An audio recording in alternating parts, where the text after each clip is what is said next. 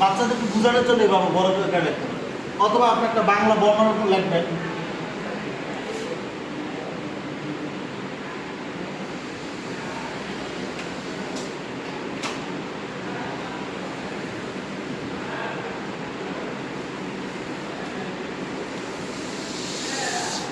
বাচ্চাদেরকে বোঝানো আকারে আপনি যদি চান তাহলে, তবে নির্দিষ্ট নিয়ম কোনটা, আমরা 2 ঘরে রাখতে হবে। কয় ঘরে?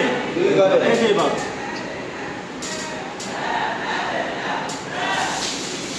এভাবে লাগবে, বুঝছেন? তবে বাচ্চাদের বোঝানোর জন্য কয় ঘরে লাগবে? 2 ঘরে। বড় করে। তবে নিয়ম কয়টা? 2 ঘরে বা 1 ঘরে। যাই হোক, আমরা আজকে শিখবো এই 29টা হরফ কিভাবে আপনি বোর্ডে লিখবেন। 29টা হরফ কিভাবে লিখবেন। একটা জিনিস মনে রাখবেন, একটা হরফ লিখলে 2 ঘরে লিখবেন। আর যদি 1-এর অধিক লেখেন তাহলে আমরা লিখতে হইব 1 ঘরে। কয় ঘরে? 1 ঘরে। বোর্ডে থাকেন মনোযোগ সহ।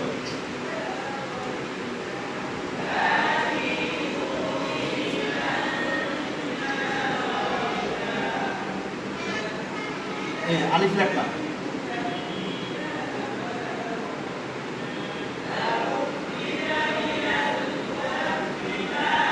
মিম।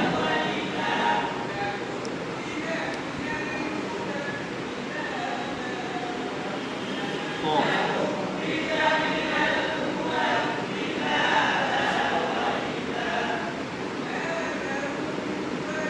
র। এবার বাটা হবে আধা ঘর। কয় ঘর? আধা ঘর। আধা ঘর। বা।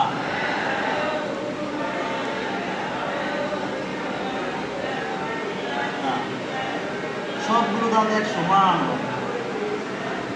সা।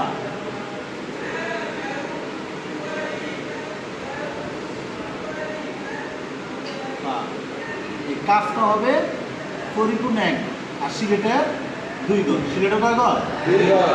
সিলেটেও কিভাবে লিখবেন এটা আমি দেখাই দিব, সমস্যা নেই। তারপরে দেখেন 3 নাম্বার বার, হা খ জিম হবে পরিপূর্ণ 1 ঘর।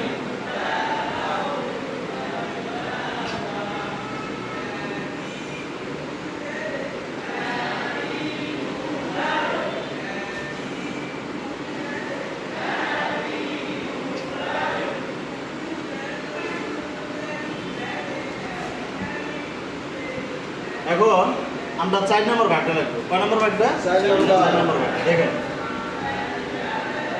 দিলাম, দিয়ে সুন্দর করে এখানে একটা পেজ দিয়ে এই র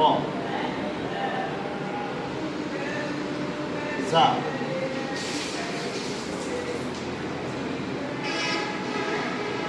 ওয়াও, ডালটা হবে পরিপূর্ণ 1 ঘর। ডাল।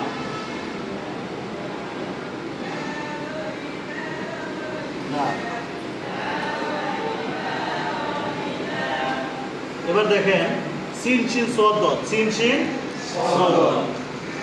দেখেন সিনের উপরের হবে আধা ঘর। উপরে কয় ঘর? আধা ঘর। আধা ঘর।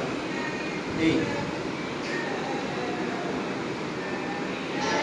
এই সোজা নামাই না, নামাই এই উপরে আধা ঘর, নিচে আধা ঘর, পুরো 1 ঘর হইব। সিনের পেটটা দাঁতটা হবে আধা ঘর। কয় ঘরে? আধা ঘর। এবার দেখেন শিন।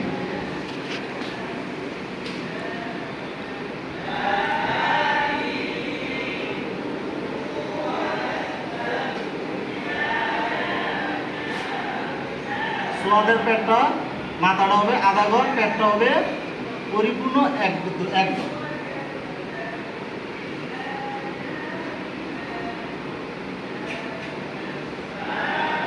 দিলাম। এবার আমরা লিখবো নুন কফ লাম। নুন কফ লাম। লাম। এখন দেখেন নুন উপরে আধা ঘর, নিচে আধা ঘর হবে। এই দিলাম, এই উপরে আধা ঘর, নিচে আধা ঘর। নুন কফ উপরে আধা ঘর, নিচে আধা ঘর। লামটা হবে উপরে 1 ঘর, নিচে আধা ঘর। লামটা একটু ব্যতিক্রম।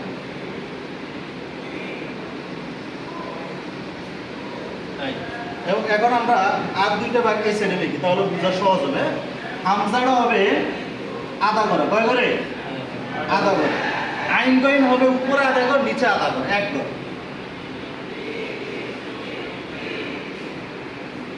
আইন গইন ঠিক আছে? এখন আমরা 8 নম্বর ভাগ। 8 নম্বর ভাগ হচ্ছে হাইয়া। হাটা হবে পরিপূর্ণ এক ঘর। কয় ঘর? পরিপূর্ণ এক ঘর। এক ঘর। এই এবার হায়ের মাঝখান থেকে ইয়া হবে নিচে, উপরে আধা ঘর, নিচে আধা ঘর।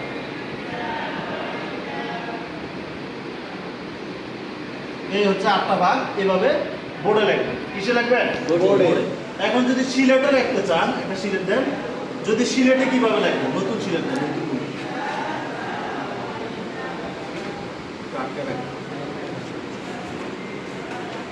নতুন সিলেট নাই, পুরান সিলেট দেন।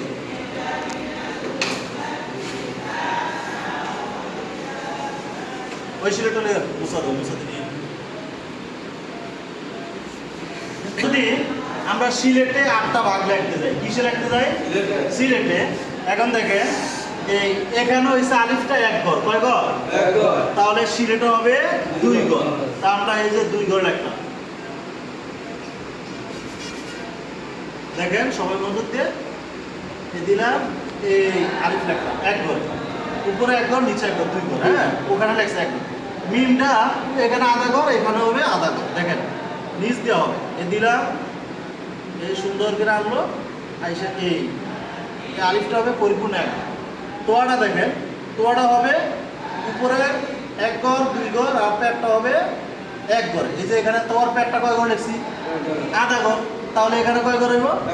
এক ঘর। বুঝছেন? মনে রাখবেন, এখানে যদি আধা ঘর হয় তাহলে এখানে আধা ঘর, আর এখানে যদি এক ঘর হয় এখানে কয় ঘর? 2 ঘর। বুঝছেন? এখানে আধা ঘর হইলে এখানে এক ঘর, আর এখানে 2 ঘর হইলে এক ঘর হইলে 2 ঘর। হ্যাঁ, তোয়া লিখলাম। এবার জোড়াটা লিখি।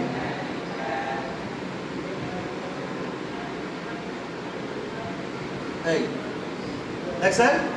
এভাবে লিখবেন, আলিফ মিম ওয়াও, আলিফ মিম ওয়াও। এবার আমরা বাতা সাফা কাফ লিখব। বাতা সাফা কাফ। দেখেন বাতা সাফা কাফ লেখার সময় যেহেতু লেখাটা একটু বেশি, তখন আমরা ছোট ঘরগুলো লেখার চেষ্টা করব, ছোট ঘরগুলোতে। এখন দেখেন এখানে বাতা সাফা কয় ঘর হয়েছে? আধা ঘর। কয় ঘর? তাহলে এখানে কয় ঘর হইব? এক ঘর। কয় ঘর? এক ঘর। এক ঘর। আমরা এক ঘর লিখলাম।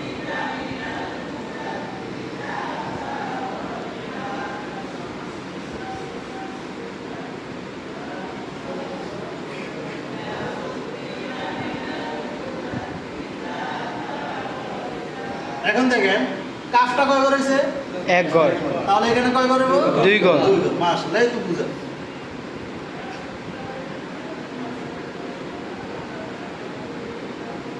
অনেকজনে কাফটাকে আমরা নিচে নামাই নাই। এখানে যখন নিচ দিয়ে এক সমান, এখানেও নিচ দিয়ে এক সমান থাকবে। উপর হরফ উপরে, নিচে হরফ নিচে। পারবেন ইনশাআল্লাহ? ইনশাআল্লাহ। বাতা সাফা কাফ। 3 নম্বরে আমরা লিখবো হা খ জিম। 3 নম্বরে কি লিখবো? হা খ জিম। দেখেন এ দিলাম হা,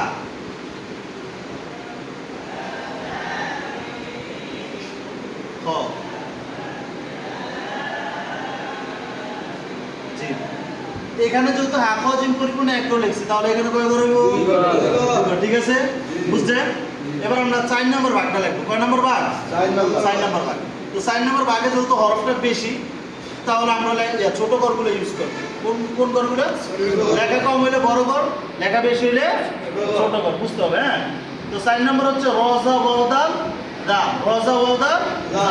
এখন দেখেন রটা এখানে উপরে আধা ঘর, নিচে পরিপূর্ণ হিসাবে পুরো আধা ঘর নিচে, ওয়াওটা উপরে, দাওজানটা উপরে দিকে গেছে। তাহলে রটা সিলেট হবে 2 ঘরে। কয় ঘরে? 2 ঘরে। এই দেখেন, এই দিলাম,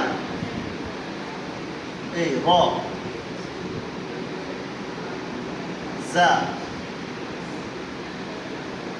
ওয়াও,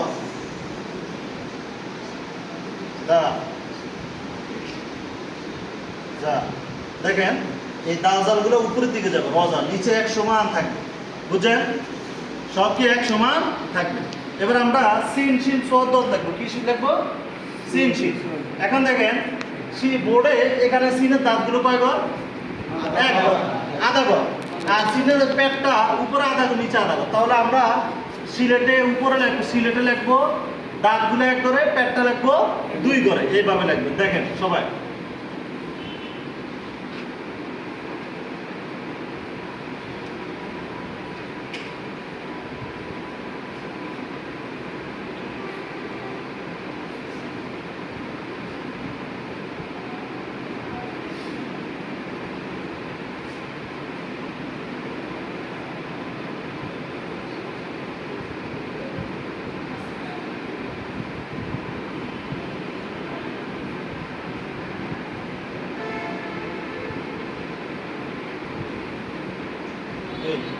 যে এভাবে লাগবে সোয়াদের পেটটা এখানে আধা ঘর যেহেতু হয়েছে তাহলে পেটটা হবে ইয়াটা মাথা হবে এক করে পেটটা হবে দুই করে বুঝছেন পারবেন এরপর আমরা লাগবো নুন কফলাম এরপর কি লাগবে